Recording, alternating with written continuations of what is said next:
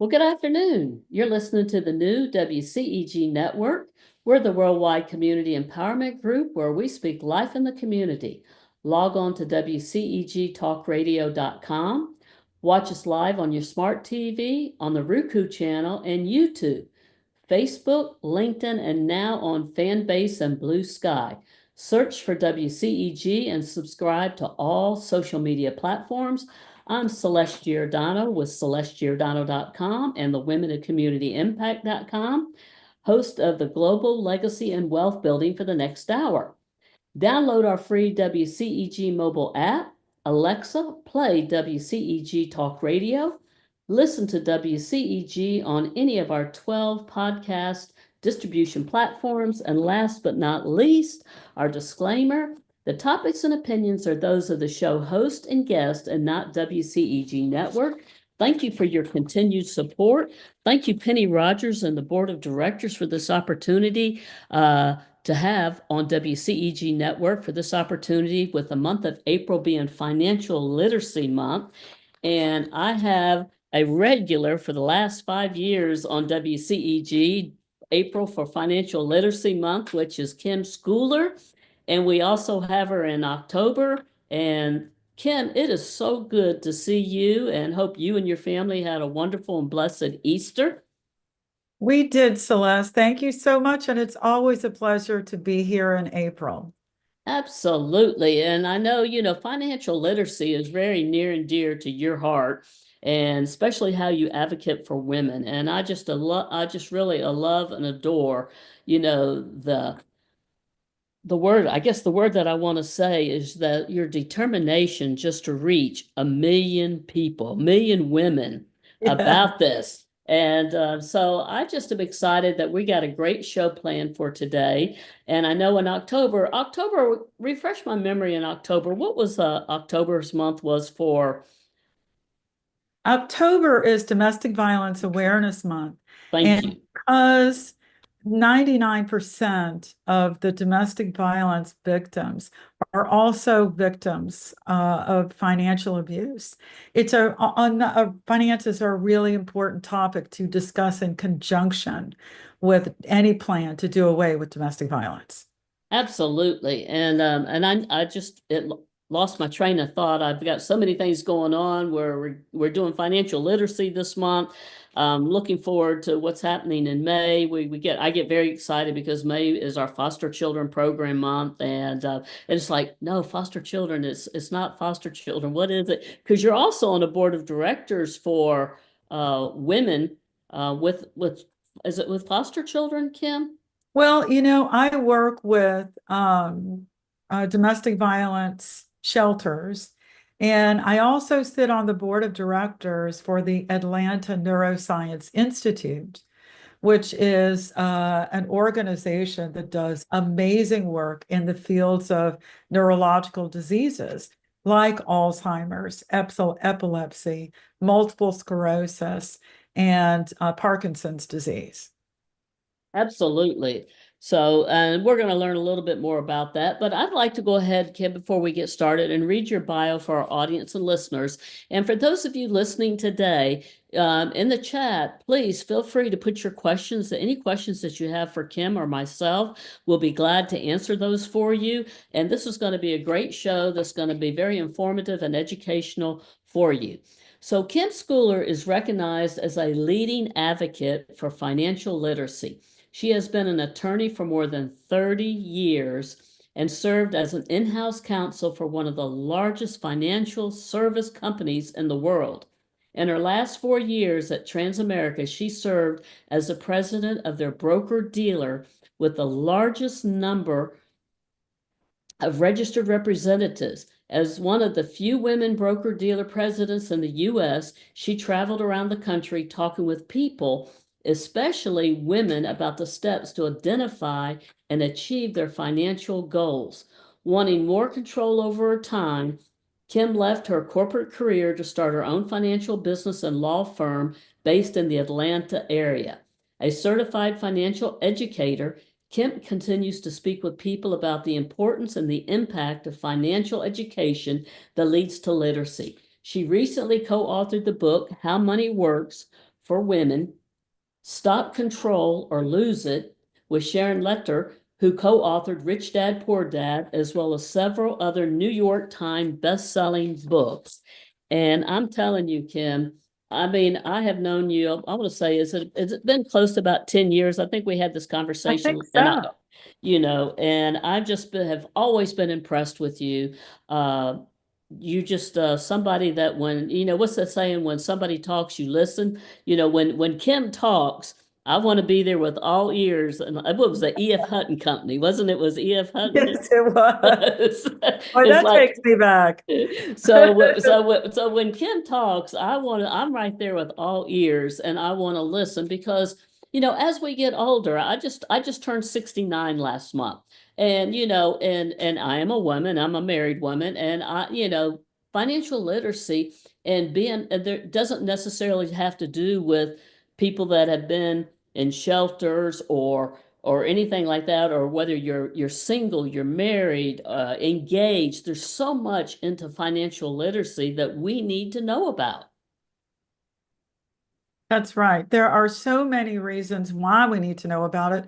Financial literacy isn't just for women, it's for men and women.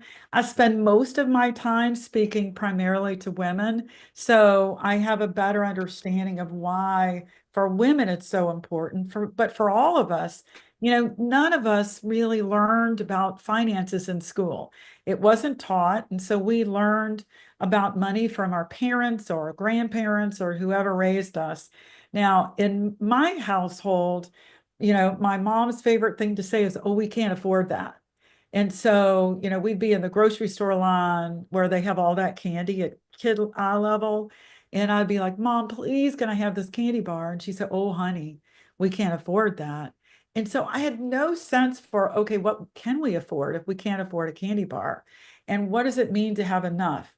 And so I grew up, like a lot of people grew up, with this mystery around money, not understanding what it is and how much you need to have and kind of how do you get it? How do you grow it? How do you keep it?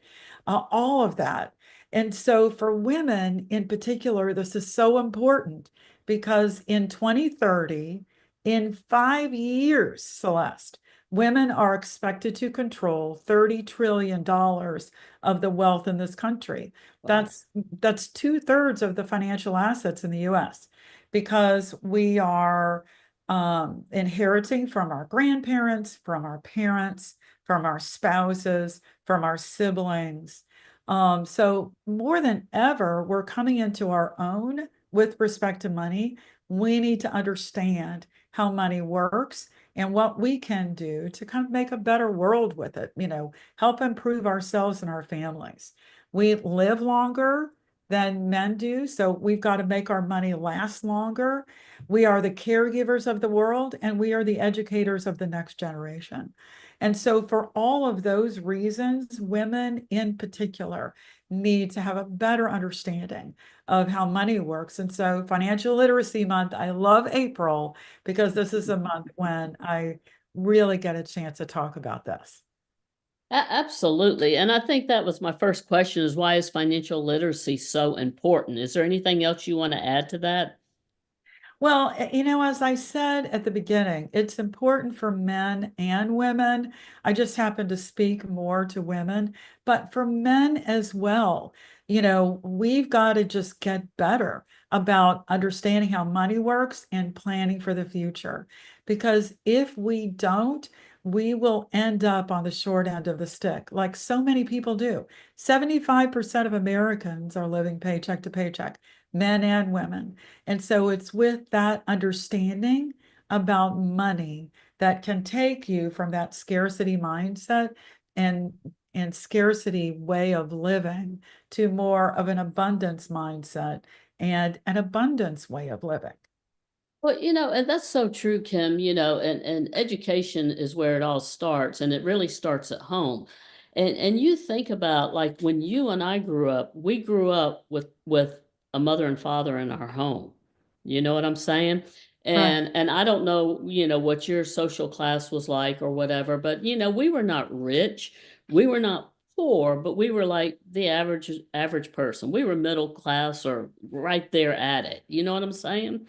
Right. And back in school, they didn't teach us anything about checking accounts. I mean, I had a savings account. I started working when I was 13 years old. So I had a savings account, but you didn't have a checking account. You had a savings account, but they didn't teach us to save for college. And I'm not sure back in the day if even they had any programs like they have today for parents where, women didn't really go to college as we were growing up. I mean, you graduated high school, got married, had children, but very Right. few of them went on to college.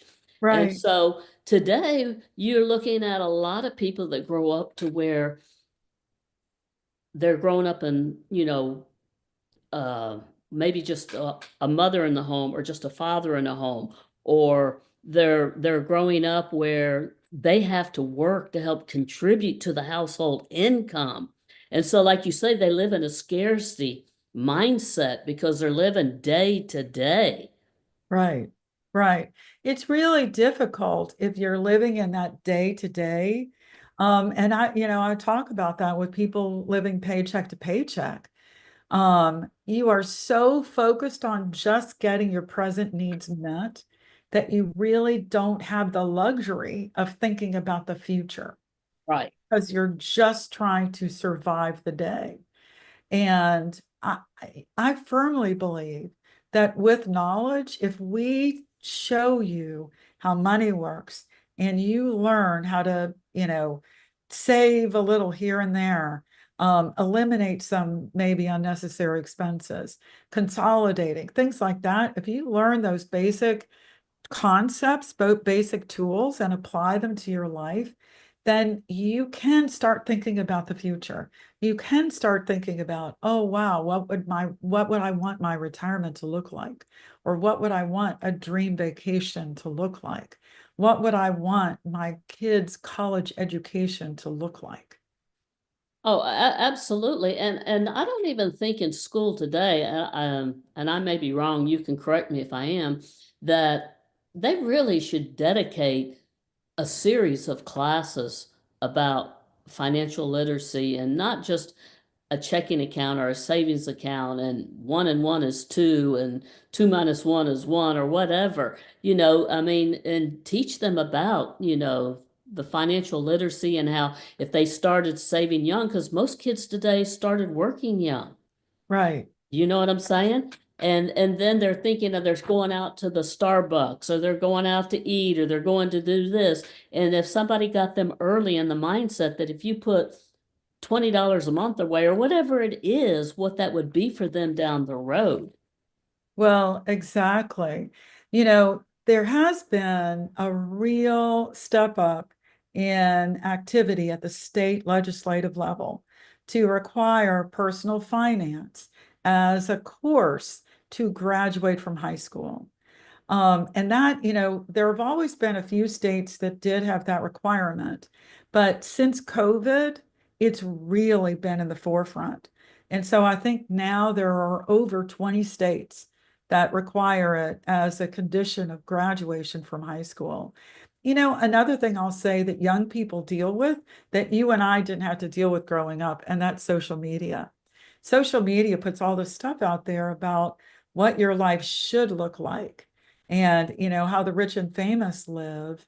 And it just really puts a lot of pressure on young people to spend money on things as opposed to show they're living the lifestyle, as opposed to doing smarter things with their money, like saving $20 a week or a month or whatever you What can it, say. Right. right. No, exactly. And and I do want to put a plug in here even for college, like when we were growing up and, of course, I never had any children, but I have friends that have always had children. They had programs, state funded programs that you could put money into. And at the time, your child turns 18, their college education is paid for. And then the cost to go to college today is astronomical, that these kids are going to schools, and it's a small fortune. And I'm all for going to get educated and going to college and stuff like that. But again, that's a mindset that we've got to teach at an early age. Right. It is unbelievable to me what young people, what kind of debt they have, just student loan debt. When I went to college, I mean, it was expensive, but it was not anywhere near the amount of money that young people spend. And they graduate from college these days with an enormous amount of debt. And I just can't even imagine being in my early 20s, just starting my life and having to make sure I can make that debt payment for to pay for my college education. It's why so many young people are putting off getting married, buying a house, having children, because they're saddled with this enormous amount of debt that they've got to take care of first before they can think of taking on those added responsibilities. Absolutely. Absolutely. So you focused on women in particular, co-authoring the book, How Money Works for Women, Take Control or Lose It. Why is knowing how money works so important for women in particular? So, as I mentioned earlier, for women, because we are the caregivers and the educators, because we live longer, and, because we're coming into wealth in this country over the next 5 years, the great wealth transfer, we are going to be the beneficiaries of that. We need to set a better example about how to use money smartly, how to create a legacy for our children, our grandchildren, our great grandchildren, and how to just help create a better world. And those are all things that women can accomplish if we understand what's at stake and what's involved. And so I have a lot of hope for the future because the future is women. Absolutely. Absolutely. What are some steps that women can take to do smarter things with their money? So, there are a lot of things that women can do to, do better with money. First of all, talk about money. We we'll talk about anything and everything, but we don't talk about money. We'll talk, our girlfriends and our sisters know all there is to know about us, but they don't know about our debt. They don't know how much we make. And so when we start talking about the things that are really important, women make change. I mean, think about Mothers Against Drunk Driving. And in one generation, how women changed the mindset around drinking and driving. So much so that a whole new industry has been created called ride shares. Think about breast cancer awareness. Because women started talking about the healthcare issues that are important to us, we made change. And now there's all kinds of awareness about the special healthcare challenges that women face, and a lot more money going into research to address those women's healthcare issues. So if we start talking about money and the things that are important to us, we will make change. Now, another thing that I recommend that women do is that we understand what your financial situation is. Look at your bank statement, look at your pay stub, look at your debt statements, look at your retirement account statements. Have a really good understanding of what all of that is. What do you owe? What's the interest rate? What's the minimum amount? How long will it take you to pay off? What are you invested in? Is it in line with your risk profile? Are you comfortable with it? Is it in line with your values? Are you on track to retire? Ask yourself all of those questions as you're kind of taking inventory of what your own financial situation is.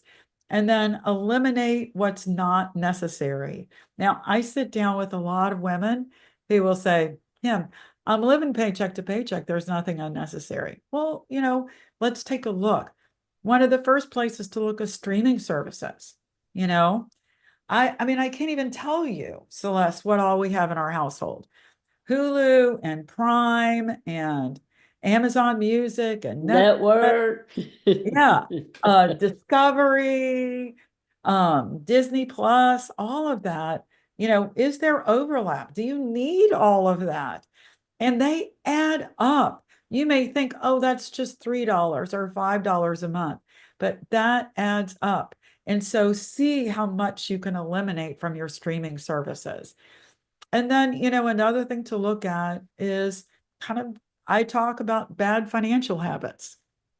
One of my really bad financial habits, and I don't know, Celeste, if you spent enough time with me to know this about me, but I have a latte addiction. I cannot pass a Starbucks without having to pull into that drive-through. It's terrible. On my way to work, I'd pick up a latte a day, 5 days a week, $5 a day, $25 a week I was It's a spending 100 a month. coffee. It's crazy. And so I don't want to ask any woman, and I don't want to ask myself to sacrifice things that bring me happiness. But what I do instead is I kind of like enjoy one latte a month. I limit myself to one latte a month. And I tell you, Celeste, me and that latte, we sit in the car and we commune with nature. And I love that latte in a way that I took all of the other lattes for granted. And so by making it more special, I have a much more appreciation for it than I did. So just, take a look at where you're spending your money, where you might be able to cut back or make something that's regular very special instead. And then make your plan. Set your goals and make your plan. Short-term, medium-term, and long-term goals, and then let's come up with a plan to accomplish those things. And then save and invest more money.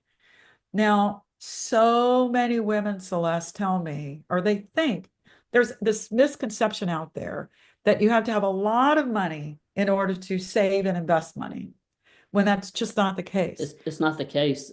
No, you can do it for $1 a day, $5 a day, one latte a day. As long as you do it consistently every day or every week and just be patient, you will watch that money grow.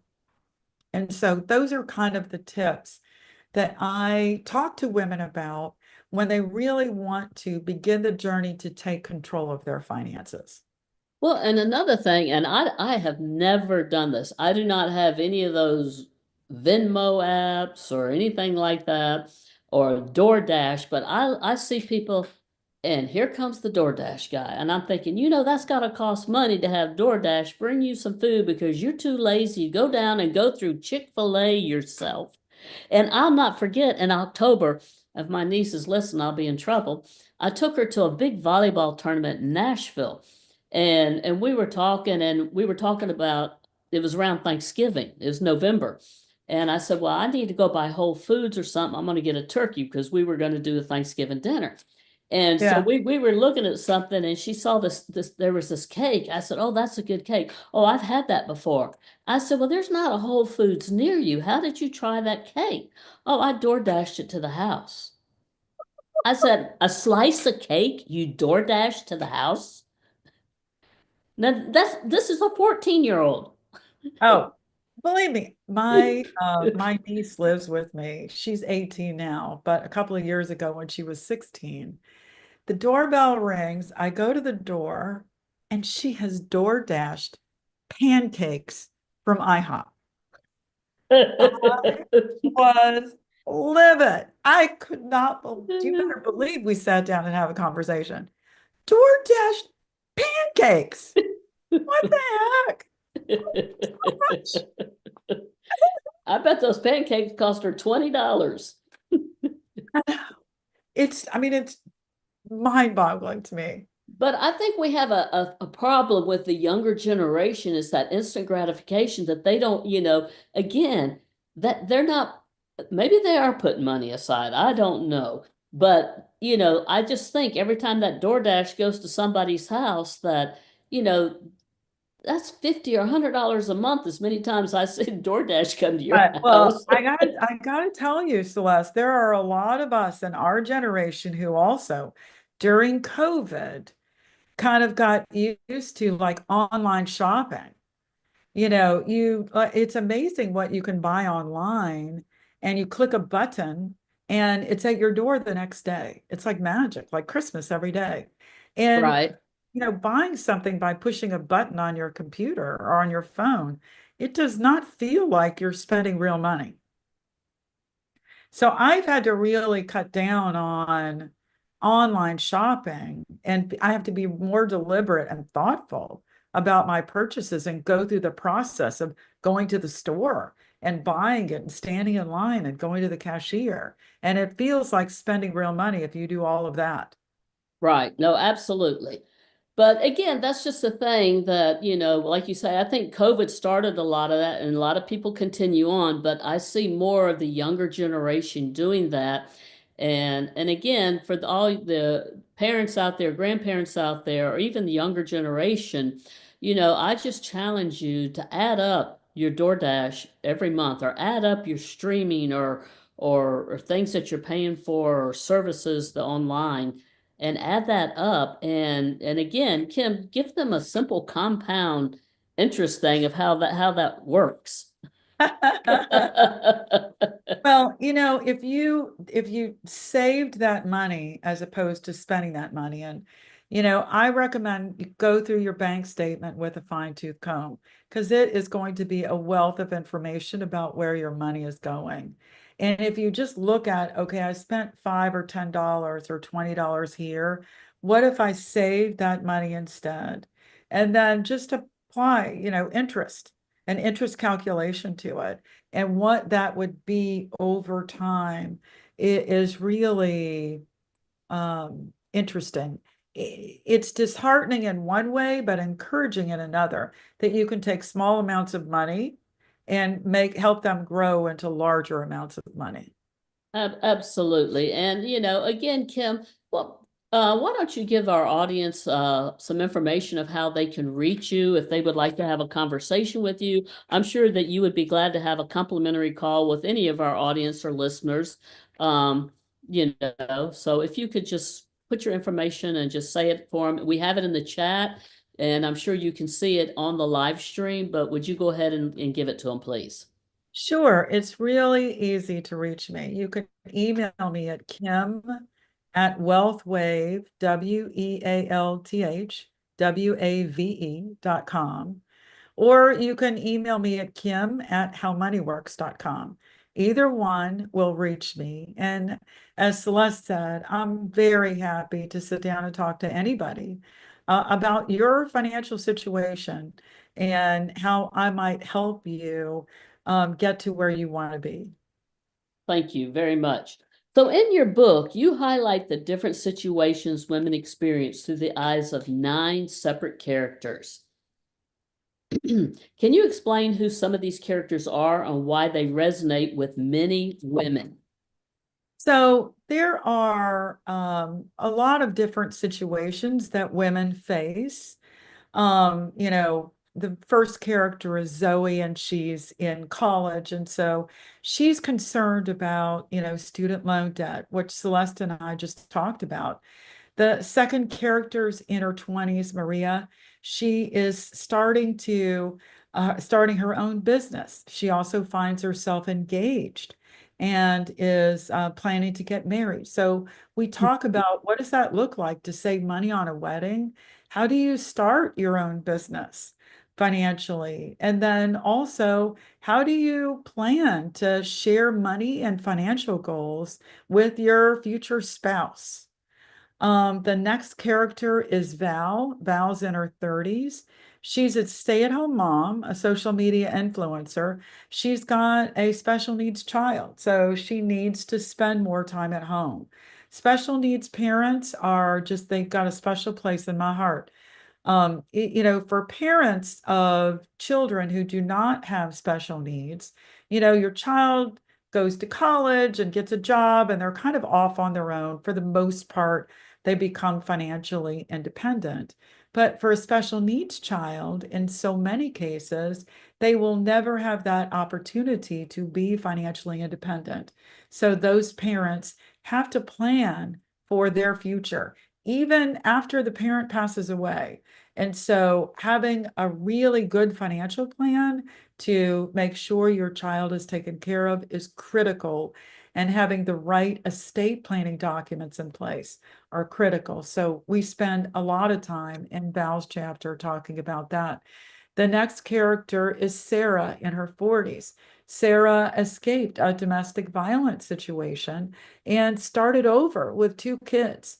And so we talk about what does that look like, starting over.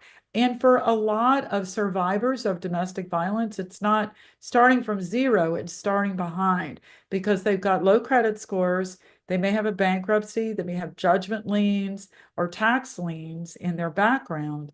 And so it's about just getting caught up to even. And so we talk about what that looks like and what resources are available. The next character is May in her 50s. And May is probably the character I relate to the most because May is taking care of her aging father. And also her adult son lives with her because he's saving money for a house.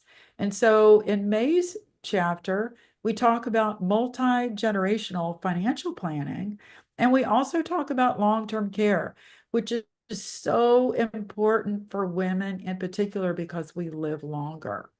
Now, the next character that we talk about in the book is Hope. Hope is in her 60s. She's trying to figure out Social Security, and surprise, surprise, Hope finds herself divorced. She wasn't planning on it. There's a whole term for it. It's called gray divorce, because most divorces these days are taking place with older married couples. And so, what does that look like? And so, we talk about Social Security.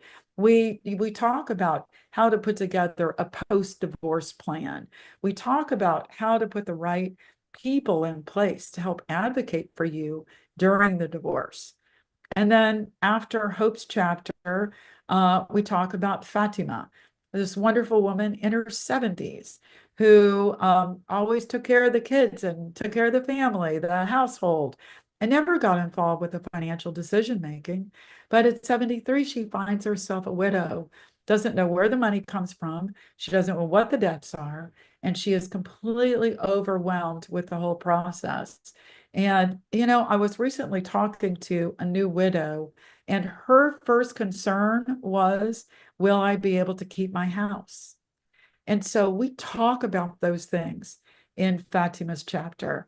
And then the very last chapter is an 86-year-old woman named Jan. She's based on a real life character, a real life client of mine, who's done all the right things during her lifetime. And so she's living the retirement that she always dreamed of living in, even though her husband has since passed. Her children have moved on. She's building a legacy for her great grandchildren now. And so we talk about all of that in the book. And, I meet, have met in my career a lot of women who resonate with many of those characters because of all the caregiving we do, taking care of our families, wanting to do better for our families. Women identify with a lot of those situations. Absolutely. So one of the characters, Sarah, is a survivor of domestic violence and financial abuse. How can financial literacy help women in this situation? So, as we talked about a little bit earlier, Celeste, um, domestic violence is a real issue for women. 1 in 4 women are victims of domestic violence, and 99% of those women are also victims of financial abuse because it's the easiest way to take control over a person is by taking control over the money. Most women report that they stay or go back to a violent situation because of money. And if you're taking care of kids, I mean, it just makes it so much harder. And so we really want to, in the books and in the talks that I do, really want to help these women understand more about money, because we believe if you can educate more women about how money works, we can move the needle on domestic violence. Absolutely. And, domestic violence women, a lot of times, they may be working as well. And then the men require them to give them all the money. That money's being Right. used for whatever it is. It could be for, some of them have a drug problem or an alcohol problem or some type of, problem right there. And they're not paying bills. And next thing you know, they're getting evicted from a place and things of this nature. And, and if they don't give them the money, they get beat up. Right. It's really awful and insidious. And, in these relationships, it doesn't start off looking like abuse. In the beginning, it looks like love. Your partner may say, honey, I don't want you to worry about the money. I don't want you to worry about the bills. You just let me take care of that. I want to take care of you. You just take care of the household. And you think, oh, wow, he really loves me. And it may be that. Many times it is, but sometimes it's not. Sometimes it is this inch by inch control that your partner is wanting to take over from you in with respect to the finances. So I just, caution women to, always have your own money, always have your own way to pay your bills. Don't rely on a man. Many young women, I say, a man is not a plan. Uh, but I want to encourage loving relationships where you are equal partners, equal decision makers, with respect to the family finances. And, ladies, always have your own money. Always, I always recommend that. Absolutely. What questions do you get asked the most by women? So, interestingly enough, one of the questions I get asked the most is from divorced women. And they ask me, okay, so am I entitled to his Social Security? And the answer is maybe.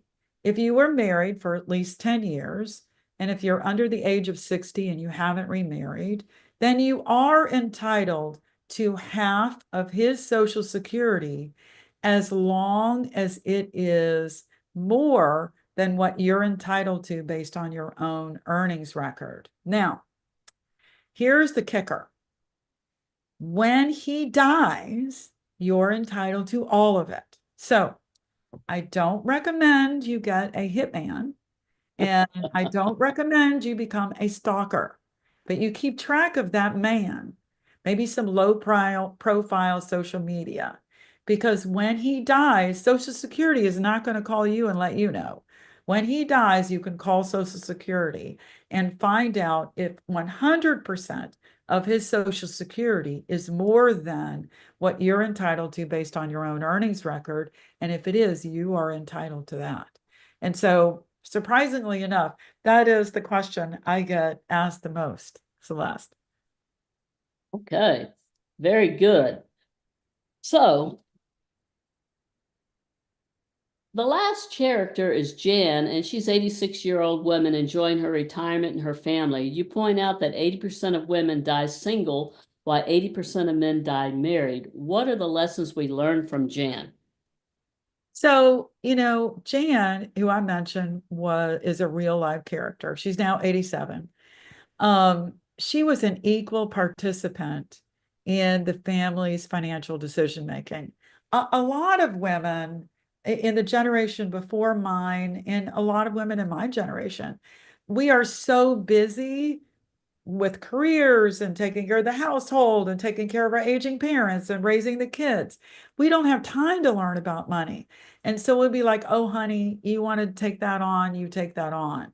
But, as Celeste mentioned, 80% of women die, 80% of women die single, while 80% of men die married. And so you may not want to be part of it, but in the end, you're the one who's going to be holding the bag. And so I highly recommend you start participating early so you know what's going on. So you're not in a situation like Fatima found herself where she didn't know what was going on with the family's finances. Absolutely, absolutely. So Jan's chapter also talks about her hopes for future generations of women. Why is she optimistic about where women are headed? So Jan is optimistic about where women are headed because she has seen so much progress. Women have made a great deal of progress. Now, with respect to the wage gap, you know, Jan saw back in 1960 when President Kennedy signed the Equal Pay Act, which was signed into law and promised equal pay for women. So Jan saw that happen. 30 years after that, in 1990, women had only progressed to 70 cents for every dollar earned by a man. We had been at 50, 60 cents for every dollar earned by a man.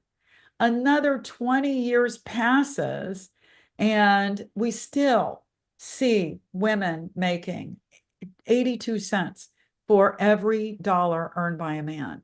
And so, I'm sorry, 30 years passes in 2023 and today, women still only make 82 cents for every dollar earned by a man.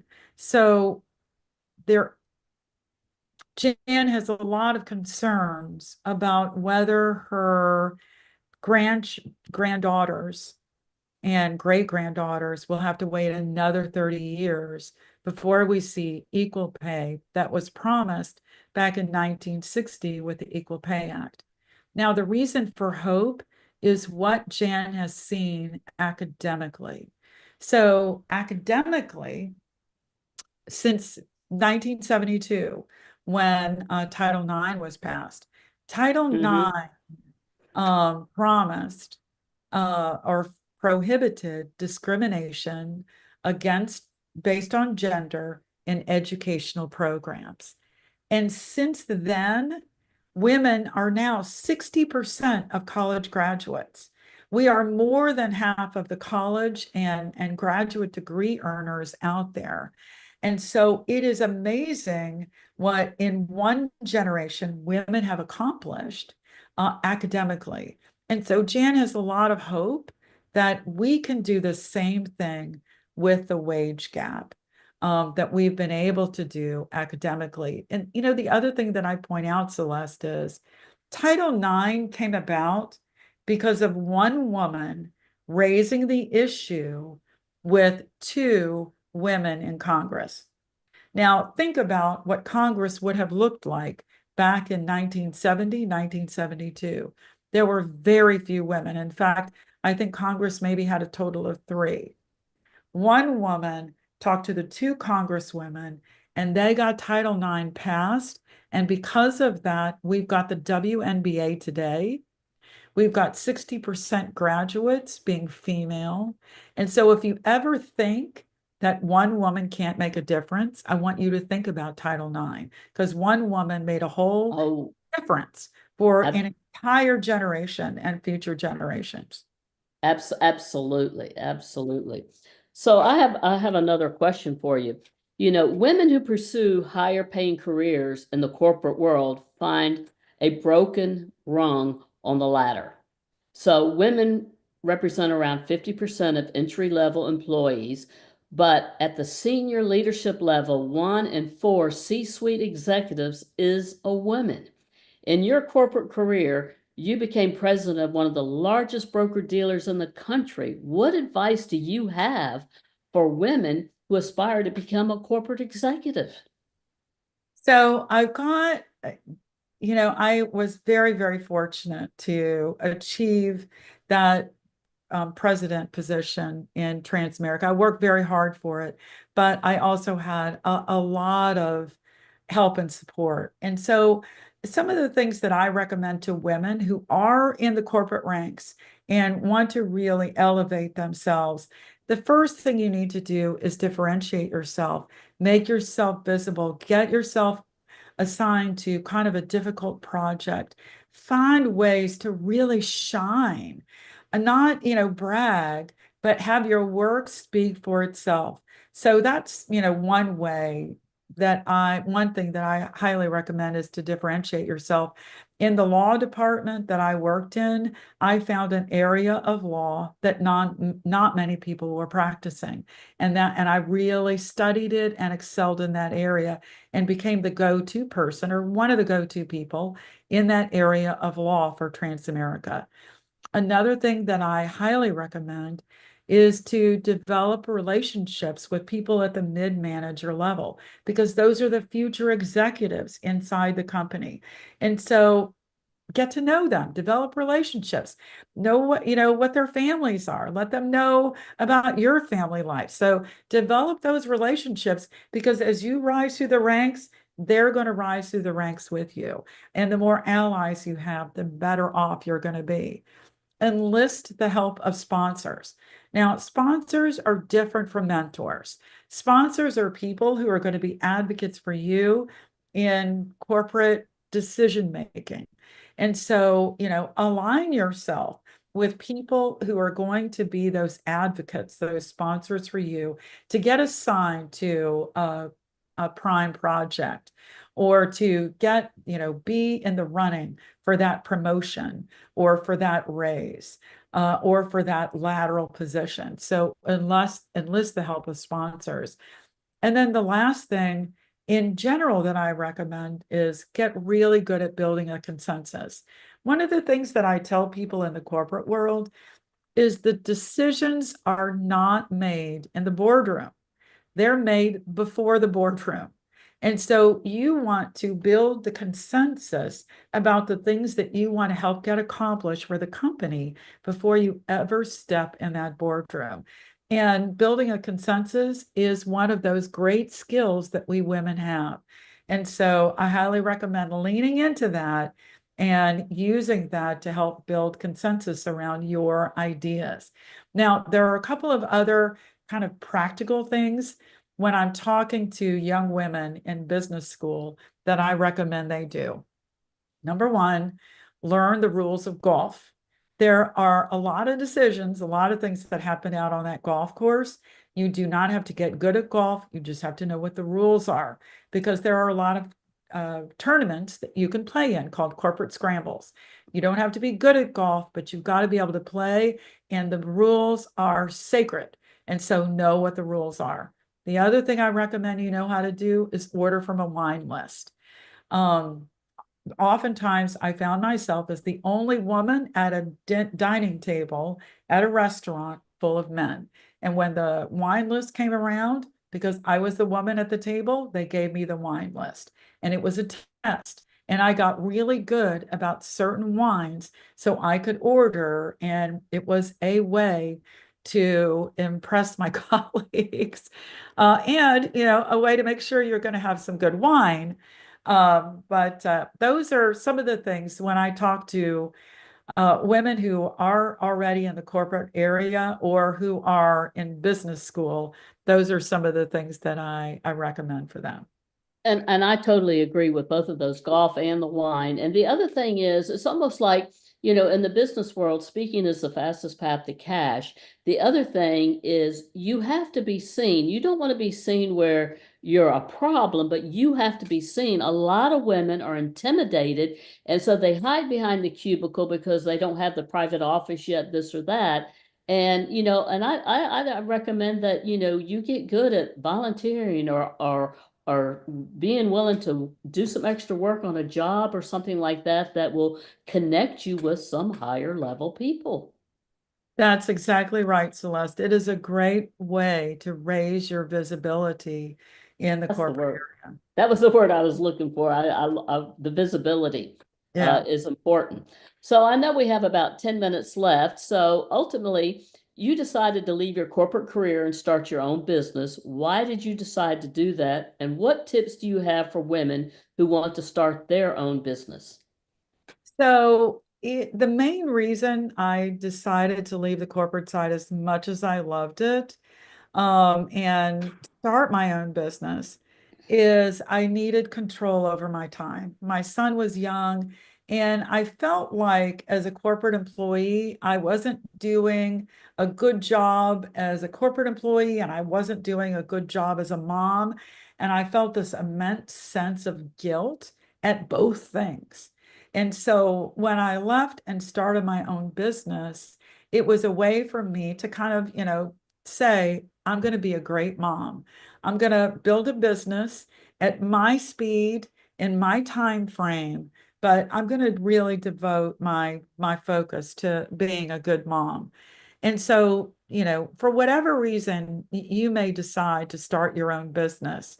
Control over your time is a really big one. And then I make 100 cents for every dollar earned by a man in my business. I have, not only control over my time, I've got control over the pocketbook. So I make the decisions about the money, and rather than being part of the decision making of somebody else's money, which is really important. If you're going to do this, I highly recommend that you try and set aside money ahead of time to cover kind of, at the beginning, the startup time, where you're, just building your client base, building your business. You're going to need money to kind of cover your expenses. And so if it's at all possible to set money aside ahead of time, I recommend doing that. And then, partner with someone who's been a successful business owner. I have got the most amazing business partners, but one business partner in particular has been extremely successful, a lot longer than I have. And so he has been a tremendous amount of help in me in growing my business. And then collaborate with other business owners, network, partner, do joint projects together, look for ways to work with other women business owners in particular. I found it very fulfilling, not only because women are great networkers. Not only do I bring my audience to you, you bring your audience to me. And so women business owners are great collaborators. So those are just some of the things. Celeste, I know you as a business coach have a lot of great advice for people who are starting their own business. Thank you very much. Absolutely. And one of the things that we teach at Celeste Giordano Coaching is you want to have a relationship with a CPA, a lawyer, a financial advisor, your banker, a business mentor or coach. These are all key ingredients that come together in collaboration to help you succeed in running a successful business from the get-go. And it goes back to that mindset that a lot of, whether it be women and men, they start a business, but they say, oh, I can't afford this, or I can't afford that, or I don't have enough money to get with a financial advisor right now. No, that's when you need to, right in the very beginning, because what starts out right ends right. What starts out wrong ends wrong. Yeah. So tell us about your life today. You recently bought a bigger house and moved your family in, your elderly mother, your adult son and his wife, because congratulations on the wedding in December, and your sister and her teenage daughter. 3 generations in one house. Phew. What's that life like?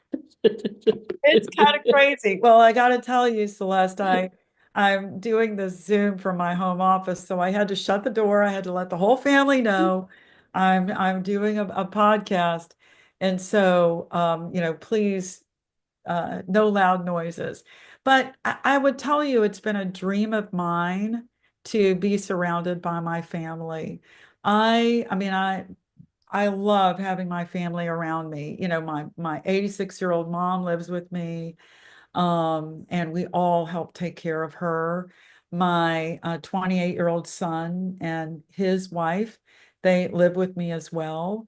My sister, one of my sisters lives with me and her now 18-year-old daughter and all of their pets, all of their cats. We have more cats than people in my house, and it's loud and it's messy and sometimes it's smelly. But we cook dinner together, we celebrate the holidays together, we sing Christmas carols together, we have movie night together, we do takeout together, we help each other, and we do that multi-generational financial family planning, financial planning. My mom does a lot of the cooking. My son does all of the lawn work, all of the little things that break around the house. All of those things save me a lot of money and a lot of stress. And we all take care of each other. And that is the life that I dreamed for myself. And I've been able to create that for myself for two reasons. One, I own my own business. And two, I know how money works. And so the question I ask women is, are the things you're doing today in pursuit of the life that you want? you know, Everything you're doing should be towards getting that life that you want. And maybe it's not to be surrounded by your family. Maybe it's to travel the world, or maybe it's to start your own charity, or to go on mission trips, or to volunteer, or to play bridge. Whatever it is, are the things you're doing today in pursuit of that. And I know two ways to do that: own your own business and know how money works. Absolutely. And do you have your book in front of you of how money works? Absolutely. I don't know So if you can see with my background on. no, it's hard to see how money works. Take control or lose it. You can order it on Amazon, I'm sure. Is that correct? You can order it on Amazon, or you can send me an email and I can make sure to get a copy to you. Absolutely. And give us that email one more time, Kim, please. Sure, it's Kim at WealthWave, WealthWave as in Victor E.com, or Kim at howmoneyworks.com. Absolutely. So whether you're someone in your 20s or 30s listening to this podcast today, or you're in your 40s or 50s, or maybe in your 60s like me, or 70s, what Kim just said, the reason she can have the life that she wants right now is because she's an entrepreneur, and she learned at an early age how money works. And these were things that were planned. And there is, we have less time ahead of us than we have behind us right now. And our values change as we get older. And it's great. You want to have a little nest egg. You want to have a nest egg that will provide for you and your family in your older age, such as I am, and do the things that you want to do. But it starts with a plan. It's got to be planned. It's got to be taken care of. And so these are the important things to do. I highly encourage you to reach out to Kim, have a conversation with her, pick up her book, and Kim will be back with us in October again. So for Domestic Violence Month, right? That's right. So we look forward to having you back in October. Our last show is going to be, I believe it's on May 13th, our season finale. And we will be having, it's Foster Children Month. So we're going to have a couple of foster children organizations, nonprofits on the show with us, as well as some networking groups that are helping us support backpacks for foster kids. But with that being said, Kim, you are an amazing daughter, mother, sister, and educator for all of us here. And I can't thank you enough for everything that you do to educate women on how money works. Thank you so much, Kim. Thank you, Celeste. And thanks everybody for listening in. Bye bye.